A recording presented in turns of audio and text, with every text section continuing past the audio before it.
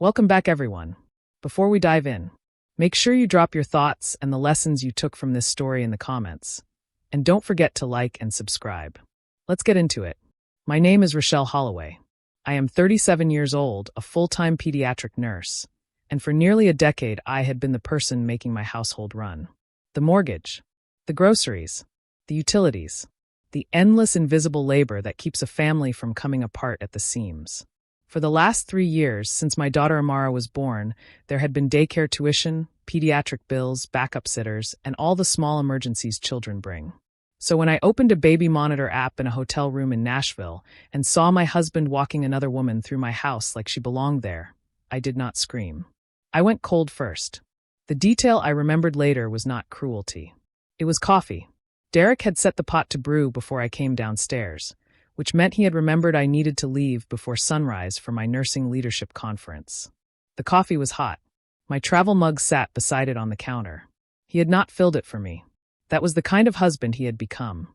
Thoughtful enough to create the appearance of care, careful enough to leave the actual labor to me. It was 5:14 in the morning.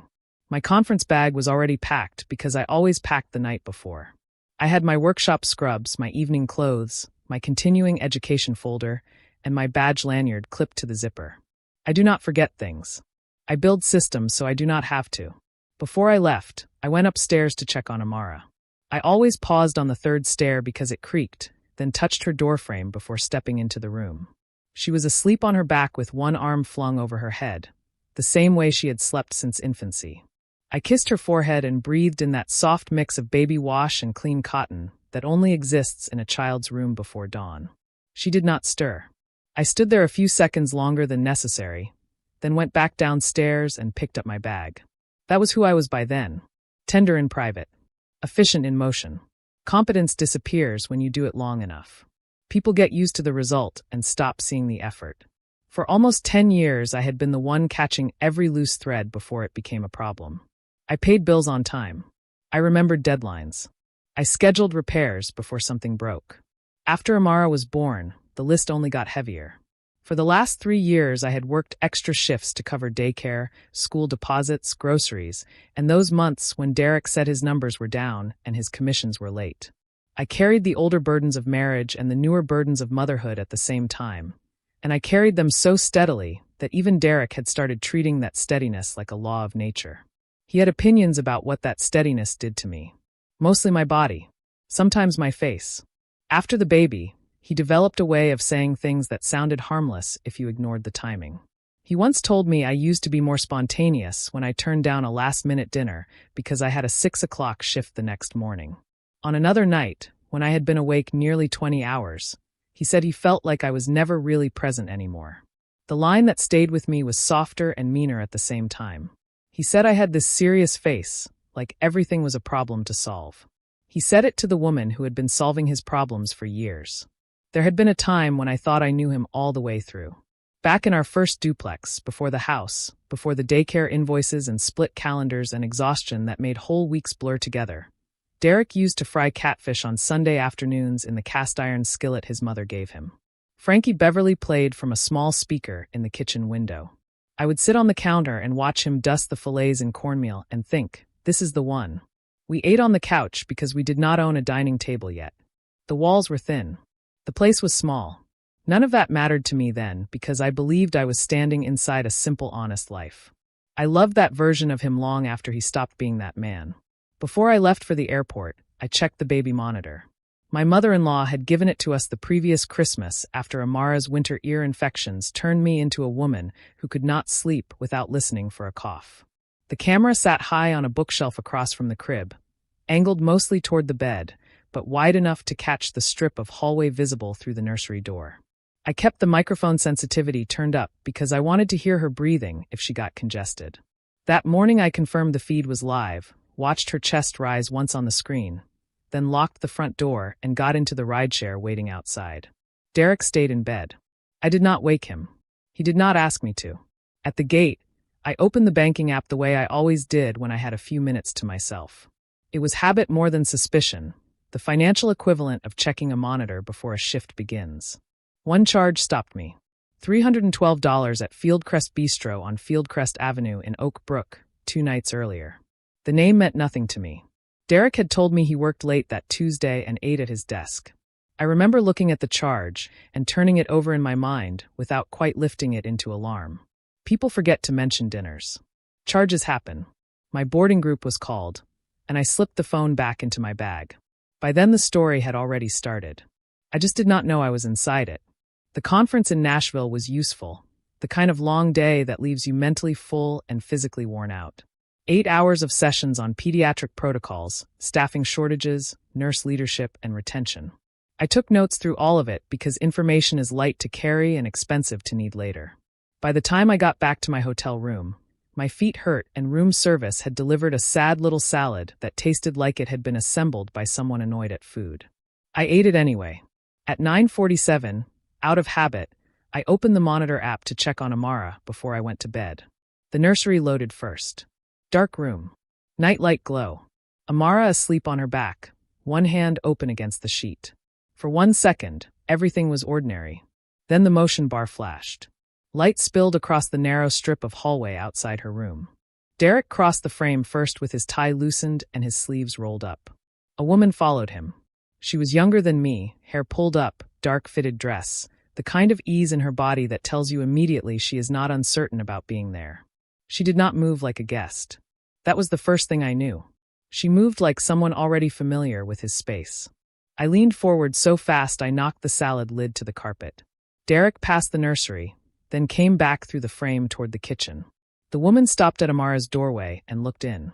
She did not glance and keep walking. She stood there. The nursery door was open wider than usual, and because I kept the microphone sensitivity turned high, the sound carried farther than it should have. I heard Derek say I would not be back until Sunday. I heard him say they had time. The woman asked if he was sure. Derek laughed. Then she called him babe, and he answered by calling her Tanya. That was when I started recording. The monitor app automatically stored motion clips in the cloud, but I wanted my own saved copy of the exact stretch with the timestamp visible in the corner, so I turned on screen recording and captured what I was seeing as it happened. Tanya turned enough for the angle to catch her face clearly. Derek put his hand on her waist as they moved out of frame.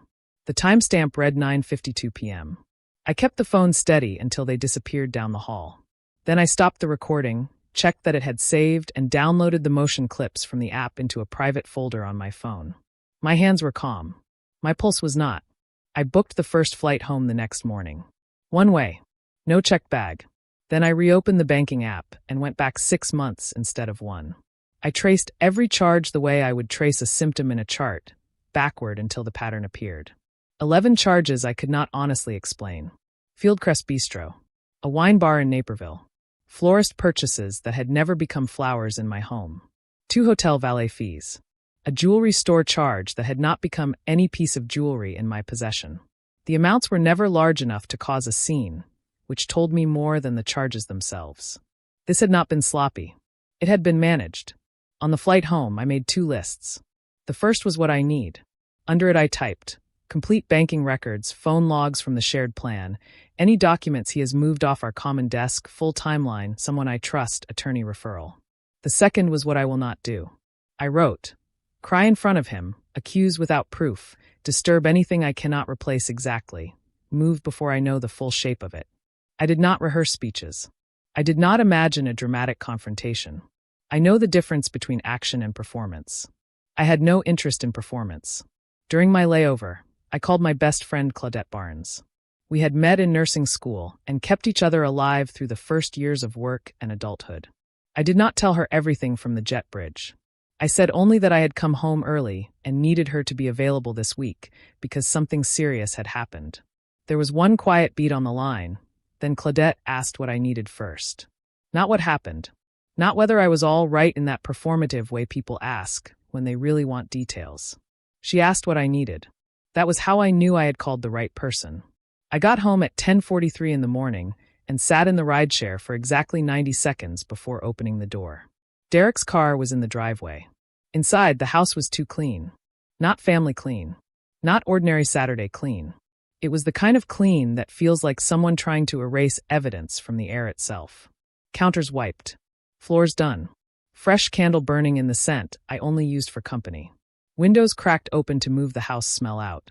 Derek stood in the kitchen when I walked in. Surprise hit his face first. Then calculation. He said he thought the conference ran through Sunday. I told him it ended early. Amara came flying out of the living room and hit me in the knees so hard I had to crouch to catch her. I held her longer than usual and pressed my face into her hair while she patted my shoulders with those impatient little hands children use when they love you and still want to keep moving. Derek said I should have called so he could pick me up. I told him I knew. Then I spent the next hour being normal on purpose. I made Amara lunch. I sorted the laundry basket by the bedroom door. I moved through my own house like I belonged there, because I did, and I was not going to let my shock drive me out of rooms I had paid for. Derek's jacket hung over the bedroom chair. Checking pockets before laundry was a habit I had because once, years earlier, he had put a phone through the washer and acted like we had both suffered the loss equally. My fingers found a folded receipt in the inside pocket. I opened it carefully. Fieldcrest Bistro, Fieldcrest Avenue, Oak Brook. Dinner for two. $148 after tip. Same date as the larger charge I saw at the airport, which told me the bill had been split between two forms of payment, or he had paid twice that night. I took a photo, returned the receipt exactly as I found it, and carried the laundry to the hamper. Later, while changing the sheets, I saw a glossy brochure corner sticking out from under Derek's side of the mattress. I slid it free with 2 fingers. New townhouse development in Plainfield, about 40 minutes from our house. 1 model unit circled in blue ink. Notes in the margin about school ratings, highway access, estimated payments. Not our handwriting together. His alone. He had not simply betrayed me. He had been studying an exit route. I slid the brochure back into place and stood there looking at the bed, thinking about the nerve it takes to map out a second life while sleeping in the one your wife is financing. That first night home, after Amara was asleep, I sat at the kitchen table and built a cleaner timeline. I copied the monitor clips into a secure drive I had created on the flight home using an old email address Derek did not know existed. I changed the password twice. I matched the suspicious charges to dates on our calendar. I did not confront him. Over the next 3 days, I acted exactly like myself. I packed lunches. I asked about meetings. I folded tiny socks. Derek did not alter his routine at all. That told me almost as much as the video did. He believed he was still safe. On the 4th day, I drove to Claudette's house with the screen recording saved in 2 places and the questionable charges printed on 1 sheet. She had already set coffee on the table and cleared space on the couch for papers. That small readiness almost undid me more than the video had. I showed her the recording without introduction. I watched her face instead of the screen because I had already memorized the screen. The moment Tanya paused in Amara's doorway, Claudette's expression changed. Not surprise exactly. Recognition sharpened by dread. When the clip ended, Claudette sat very still for several seconds before telling me something I was not going to like. 8 months earlier, after a Saturday shift, she had seen Derek on the patio at Riverside Chop House with a woman. She had been parked across the street and only caught pieces of it. A touch on his forearm. His body leaning in too close for colleagues. The 2 of them leaving together. She had not heard them speak. She had not been fully certain. Then her sister's cancer treatment started the next week, and life narrowed to hospitals, medication lists, and fear. By the time she could think clearly again, shame had settled over the silence. She apologized without excusing herself. I heard her. I did not soften it. The worst detail came next. Claudette knew Tanya's name. Derek worked in healthcare supply sales for a company that handled medication systems and service contracts for several hospitals in our region. Tanya worked for the same company as an account analyst on 2 hospital systems tied to Derek's portfolio, including a network where Claudette and I both picked up continuing education events. At a vendor reception in the spring, Claudette passed close enough to hear Tanya laughing about Derek's wife. She said I was always working. She said I was too serious. She said it casually, like my labor and my exhaustion were personality defects instead of the structure holding my household up. I asked how long Claudette thought it had really been going on. She said she could only stand behind 8 months because that was what she had personally seen. But women do not walk into a child's doorway with that kind of ease at month 1. I agreed. Then I told her I was not doing anything loud until I had the full financial picture. Because if Derek had been building a second life while I covered the first one, that mattered just as much as the affair. Claudette reached for her phone before I finished. She gave me the number of a family law attorney named Vanessa Price who had handled hidden asset cases for women in their hospital network.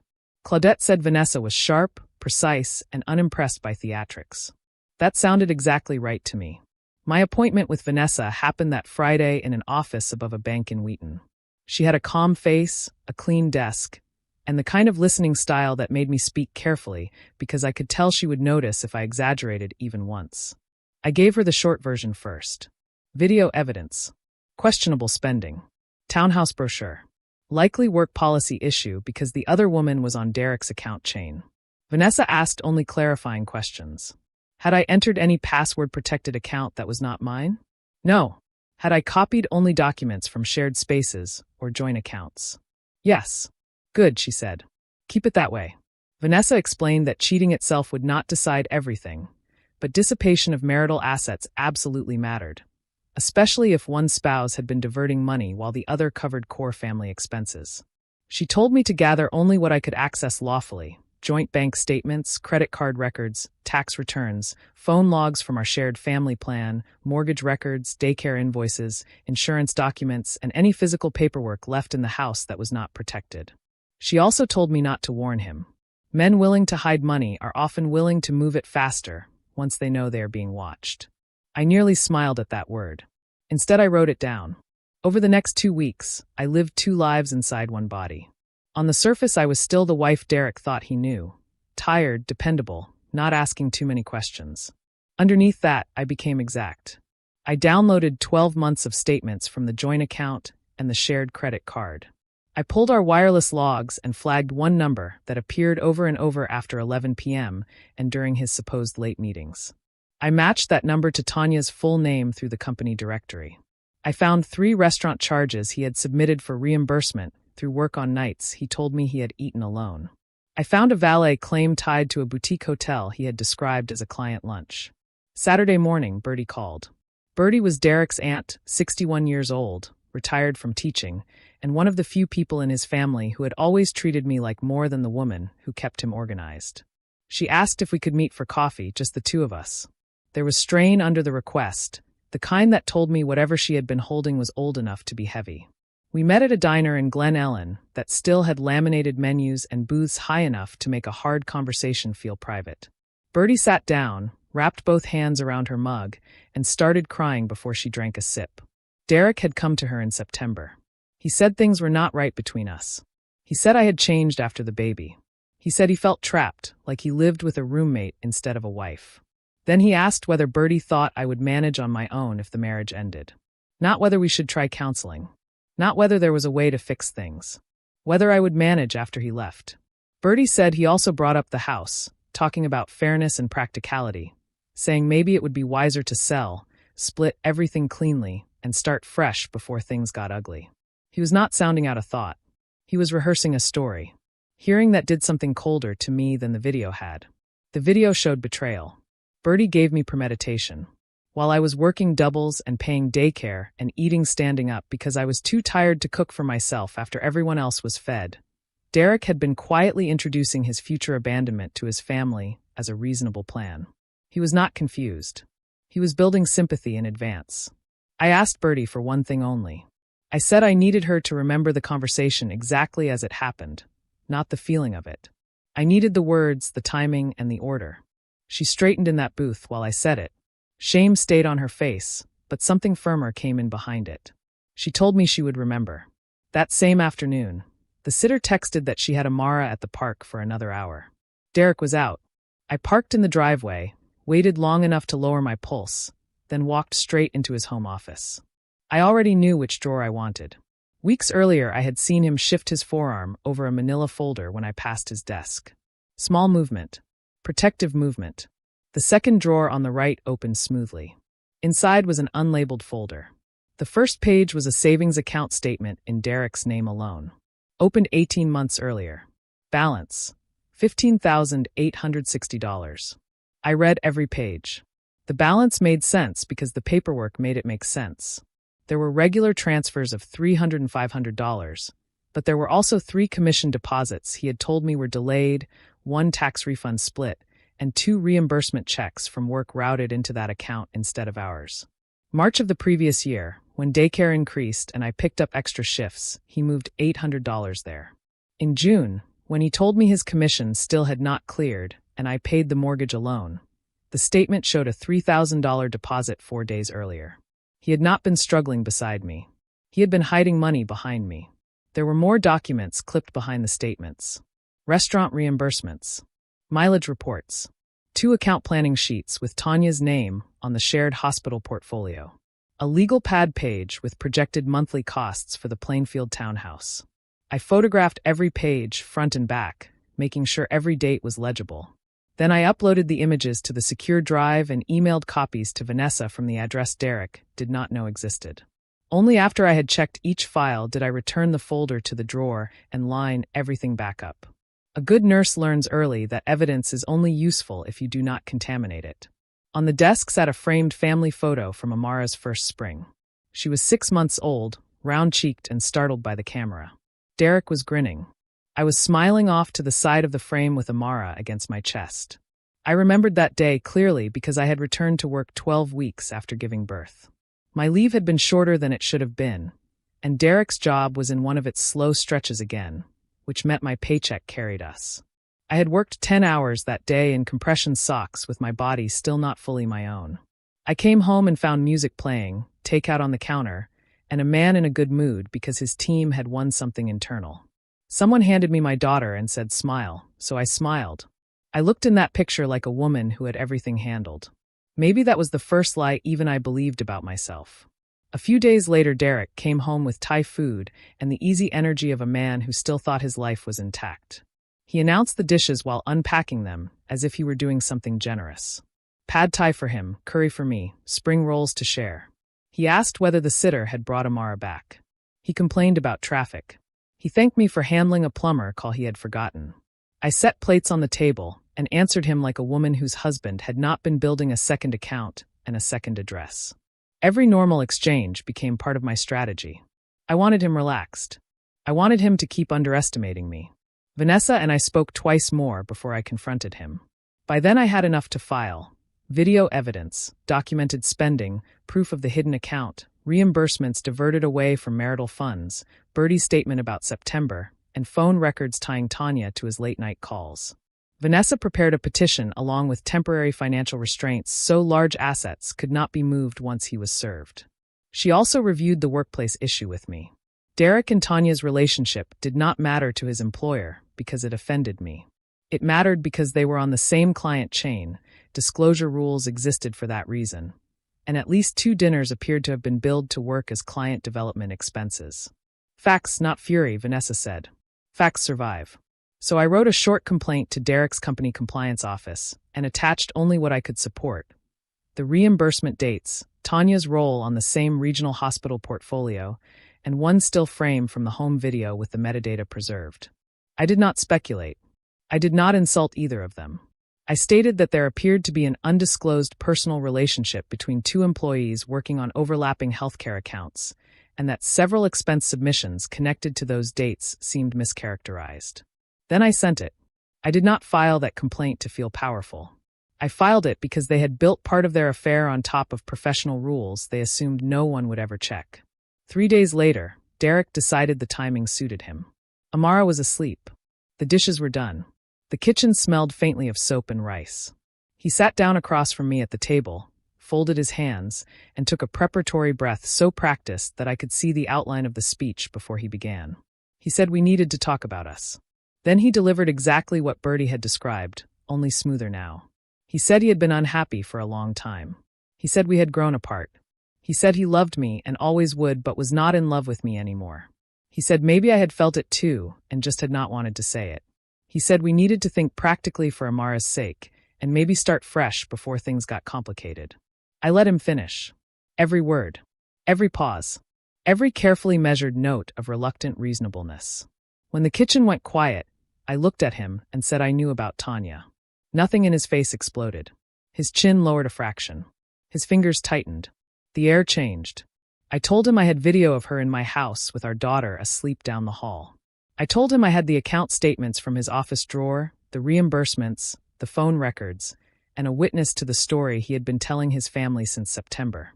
Then I slid Vanessa's packet across the table. He stared at the letterhead without touching it. After that, he did what weak men do when the script fails. He blamed distance. He blamed my shifts. He blamed the atmosphere in the house, my exhaustion, my seriousness, my attention being divided, all the conditions he had benefited from while I was keeping our lives upright. He said Tanya made him feel seen. He said he had not meant for it to go this far. He said he had been trying to find the right time to talk. He offered enough true-sounding half-lies to confuse a woman who had not done her homework. I had. I told him he could feel however he wanted, but he was not going to build a second life on my labor and then call the collapse mutual. I told him the house was no longer a conversation between us. It was a matter for attorneys now. I left him in the kitchen and went down the hallway to Amara's room. The orange nightlight washed the crib, the glider, and the little blanket pile at the foot of her bed. I sat in the chair we bought when I was 7 months pregnant, the one I had assembled myself on a Tuesday while Derek claimed a work happy hour had come up last minute. I watched my daughter sleep and felt something I had not felt in years, certainty without apology. Not triumph. Not relief. Certainty. The argument inside my own mind was over.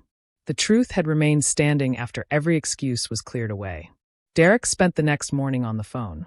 I could hear his voice moving from urgent to flat as he paced between the kitchen and the patio. I fed Amara oatmeal. I packed her extra clothes for the sitter.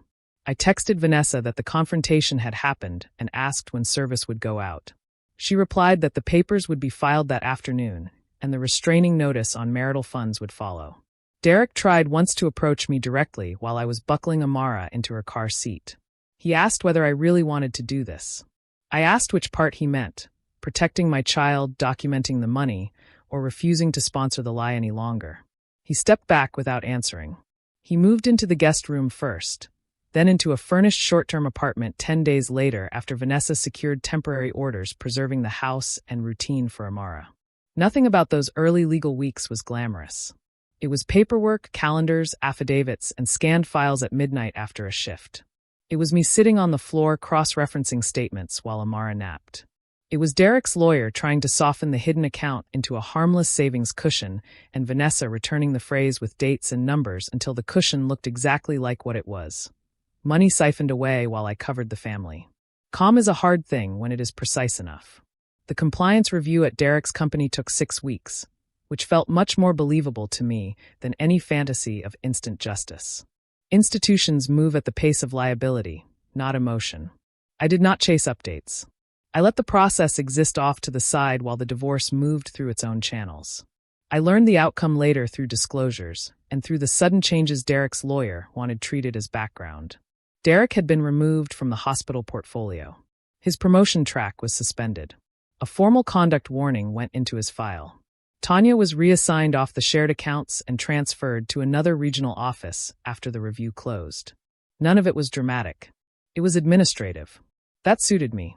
Tanya called me once. Her number lit up on my kitchen counter while I was cutting fruit for Amara's lunch. I recognized it from the wireless logs before I even reached for the phone. For half a second I looked at her name and imagined the kinds of sentences she might have prepared. An apology meant to clear herself. Anger that I had involved the company. Some explanation designed to make me a participant in cleaning up the mess she had helped bring into my home. I let it ring until voicemail took it. Then I blocked the number and finished cutting strawberries. There are conversations that lower you simply by requiring your presence in them. I had no interest in lowering myself for her. Mediation happened 3 months later in a beige conference room with bad coffee and an overworked copier down the hall. Derek arrived in a navy suit that made him look like he still believed presentation could rescue substance. Vanessa laid out the evidence in a sequence so quiet it almost sounded polite. Hidden account. Diverted commission deposits. Reimbursements routed away from marital funds. Fieldcrest charges. Townhouse brochure. Bertie's September statement. My documented share of the mortgage, daycare, and household spending during the exact months he was building that account. Derek's lawyer began the morning talking about fairness and mutual strain. By lunch, he was asking more careful questions about the exact value of the diverted funds and how quickly Derek could refinance his share out. The Reasonable Man Act had finally met numbers. The final settlement was not magic. It was better than magic because it was real. I kept the house, subject to refinancing within 18 months. I received primary residential custody of Amara, with Derek getting a regular parenting schedule that protected her routines. Child support was based on actual income, not the softened version he first floated. The hidden account and diverted reimbursements were treated as marital funds he had improperly withheld, which increased my share of the property division and contributed to attorney fee reimbursement. Derek kept part of his retirement account. I kept my pension. Neither of us got everything. He simply lost the ability to turn my sacrifice into his escape fund. When Vanessa called to say the papers were signed, I was standing in the supply hall at work between a medication pass and a physician update. She read the final terms in that steady voice lawyers use when they know relief can make people cry in public places. I thanked her, leaned against the cinderblock wall for one long breath, and then went back to my patients because children still needed care even on days your own life rearranged itself. That was one of the things I liked best about nursing. Reality never stops for your personal drama, which forces you to remember you are still capable inside it. The last thing I needed was not legal. It was narrative. Derek had been building a sympathetic version of himself in other people's minds for months. I wanted that version to die where it started. So I asked Bertie and Derek's mother to meet me at Bertie's house the Saturday after the settlement.